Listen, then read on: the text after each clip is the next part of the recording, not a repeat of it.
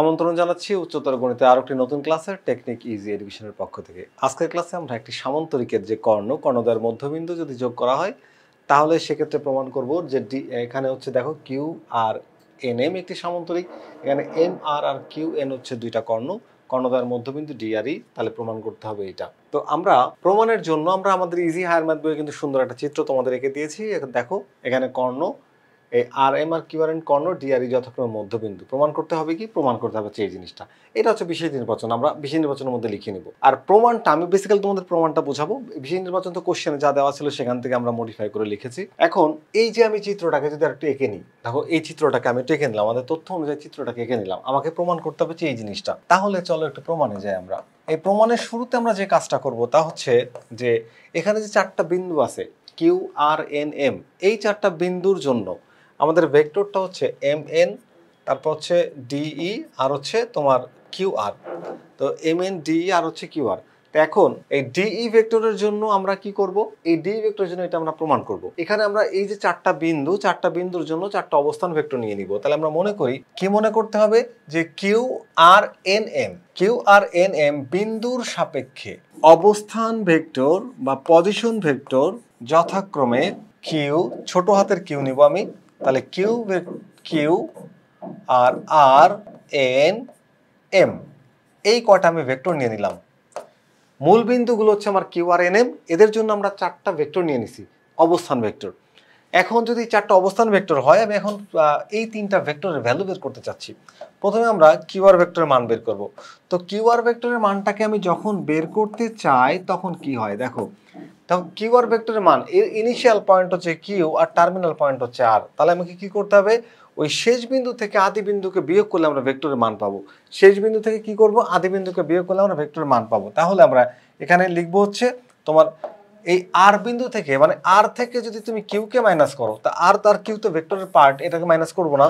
তাহলে আর এর জন্য আমরা ধরছি কি বলতো? আর এর জন্য ধরছি আর কিউ এর জন্য ধরছি কিউ ভেক্টর। তাহলে এই যে আর ভেক্টর থেকে যদি আমি কিউ ভেক্টরকে মাইনাস করি তাহলে আমরা হচ্ছে কিউ আর ভেক্টরের মান পাবো। ফর এক্সাম্পল, মনে করো তোমার বাসাটা এখানে, তুমি বাসা থেকে 100 মিটার দূরে একটা মাঠে মনে করো ফুটবল খেলছো। তো এখন তোমাকে যদি প্রশ্ন করা হয়, অথবা তুমি একটা পার্কের বেঞ্চে বসে আছো 100 মিটার দূরে, তোমাকে প্রশ্ন করা হয় যে তুমি কোথায় আছো এখন, তোমার ঠিক বাসা থেকে কত মিটার দূরে? 100 মিটার দূরে। এখন এই 100 মিটার তুমি বের করবা কি করে? তাহলে তোমার এই ইনিশিয়াল পয়েন্ট, তুমি যে বাসায় যখন থাকো তখন তোমার অবস্থান হচ্ছে জিরোতে, যখন তুমি 100 মিটার পৌঁছে গেলা তখন তুমি আছো 100 মিটার দূরে। তাহলে বের করতে পারবা কি করে? এই হচ্ছে 100। তাহলে এই 100 থেকে তুমি যখন জিরোকে মাইনাস করবা তখন তুমি বুঝবা যে তুমি 100 মিটার দূরে আছো। ঠিক একই রকম ভাবে আমরা তাহলে এটাকে যদি আমরা ভেক্টর হিসেবে বিবেচনা করি, তাহলে এই ভেক্টরের মূল বিন্দু মানে হচ্ছে এটা হচ্ছে ভেক্টরের আদি বিন্দু আর একটা হচ্ছে অন্তবিন্দু বা শেষ বিন্দু। তাহলে শেষ বিন্দু থেকে আদি বিন্দুকে বিয়োগ করলে আমরা এই পথটা বা এই যে স্ট্রেট লাইন যেটা, সেই মানটা পেয়ে যাব। তো এরকম আমরা কি করতে পারি? শেষ বিন্দু থেকে আদি বিন্দুকে মাইনাস করে দিলে ভেক্টরের মান চলে আসছে। একই রকম ভাবে যদি আমরা এম এন ভেক্টরের মানটা বের করতে চাই তাহলে আমরা কি করব? এই এন ভেক্টর থেকে এম ভেক্টরকে মাইনাস করব। তাহলে এন ভেক্টর মাইনাস হচ্ছে এম ভেক্টর। বুঝতে পারলে কিনা? এখন আমাদের ডি ভেক্টরের মান লাগবে। তো ডি ভেক্টরের মান বের করার জন্য আমাদের অ্যাকচুয়ালি কি করতে হবে?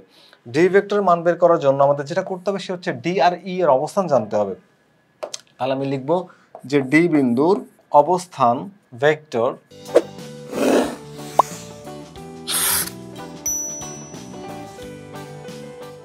ডি বিন্দুর অবস্থান ভেক্টরটা কি হবে?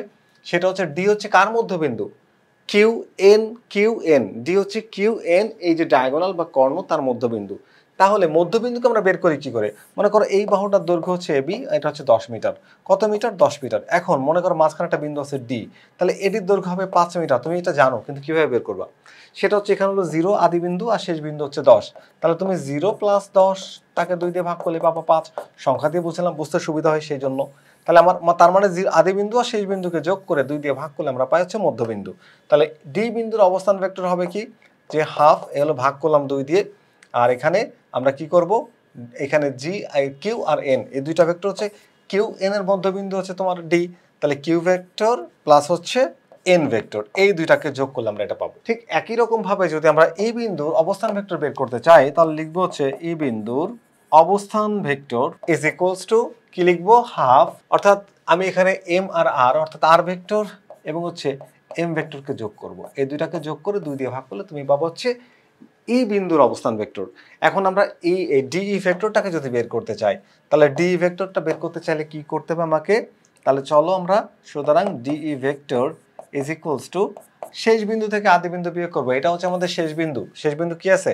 Half into R vector plus হচ্ছে এম ভেক্টর। এখান থেকে মাইনাস করব আদি বিন্দু, এটা হলো আদি বিন্দু। তাহলে হাফ কিউ ভেক্টর মাইনাস হচ্ছে এন ভেক্টর। এখন চলো এক কাজ করা যাক। কি কাজ করবা বলো তো? এখন আমরা এখান থেকে হাফ কমন নিতে পারি। কি করতে পারি? হাফ কমন নিতে পারি। নাও তুমি হাফ কমন। তাহলে এখানে আর ভেক্টর প্লাস হচ্ছে এম ভেক্টর মাইনাস হচ্ছে কিউ ভেক্টর মাইনাসে মাইনাসে প্লাস হচ্ছে এন ভেক্টর। সরি, এটা মাইনাসে প্লাস হবে না, এটা মাইনাসই হবে, কারণ হচ্ছে এইখানে আমরা ছিল হচ্ছে প্লাস। ওকে, তো এটাকে আমরা ব্র্যাকেট দিয়ে ক্লোজ করলাম। আচ্ছা, এখন আমরা আমাদের মান চাচ্ছি এটা বের করতে। তো কিউআর, প্রথমে কিউআর আনার জন্য আমাকে কি করতে হবে? কিউআর এর জন্য আমাকে যেটা করতে হবে সেটা হচ্ছে এই আর মাইনাস কিউ লাগবে। তো আর মাইনাস কিউ কিন্তু এখানে আছে। তো আর মাইনাস কিউ যদি থাকে তো লিখবো যে half into R vector minus হচ্ছে কিউ ভেক্টর। এই নাও, একটা পাইলাম। এরপরে দেখো আমাদের লাগবে হচ্ছে এম এন। তো এম এন হচ্ছে এন মাইনাস এম। কি? N minus M. তো এন মাইনাস এম কিন্তু নেই, এম মাইনাস এন আছে। তাহলে কি করা যায়? একটা মাইনাস যদি তুমি কমন নাও তাহলে N vector minus M vector লিখতে পারবে। আমরা জাস্ট একটা মাইনাস কমন নিয়ে সাজা লিখছি আমাদের কোশ্চেনের মতো করে। এখন তাহলে কি করা যাচ্ছে এখানে? চলো মান বসাই দিই। এখানে হাফ এই R minus Q, R vector minus Q vector সমান আমরা কি নিয়ে আসছি বলো তো? এই দেখো, R vector minus Q vector সমান কিউ আর। তাহলে এখানে লিখবো হচ্ছে Q R vector minus N minus M vector সমান হচ্ছে M N vector, M N vector. দেখো, যেটা প্রমাণ করতে চাইছিলাম সেটা অ্যাকচুয়ালি প্রমাণ হয়ে গেছে। তো আমরা এখানে সুতরাং লিখতে পারি যে DE vector is equals to half of Q R vector minus M N vector. তো প্রশ্নে যদি ভেক্টর সাইন থাকে ভেক্টর সাইন থাকবে, আর যদি না থাকে তাহলে তোমরা ভেক্টর সাইনটা তুলে দিবা। একটা ভেক্টর সাইনকে ডিরেক্ট তুলে দাও মডুলাস করে, বা মডুলাস ছাড়াও তুমি তুলতে পারবা। তো ভেক্টর সাইন আসলে ওটা কিভাবে? এর ভ্যালুটা অ্যাড করে দিলে। তো এখানে ডিই ভেক্টরের যদি ভ্যালু অ্যাড করো মানে মডুলাস করো, তার ভ্যালু চলে আসবে হাফ। এখানে তুমি মডুলাস করো, এর মান চলে আসবে। তো আমরা মডুলাস করেও দেখাইতে পারি অথবা সরাসরিও লিখতে পারি, কোনো সমস্যা নাই। তাহলে Q R minus M N, এই যে প্রমাণ হয়ে গেল, প্রমাণিত। এই যে একদম সহজে প্রমাণ করে ফেলেছি, একদম সহজে। এটাই তুমি পুরো মার্কস পেয়ে যাবা।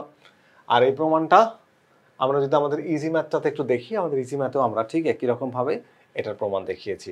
ওকে, আশা করি এই প্রমাণটা তোমরা বুঝতে পেরেছো। পরবর্তীতে আবারও ফিরে আসবো গাণিতিক নতুন কোনো সমস্যা নিয়ে। ততক্ষণ পর্যন্ত ভালো থেকো। আল্লাহ হাফেজ।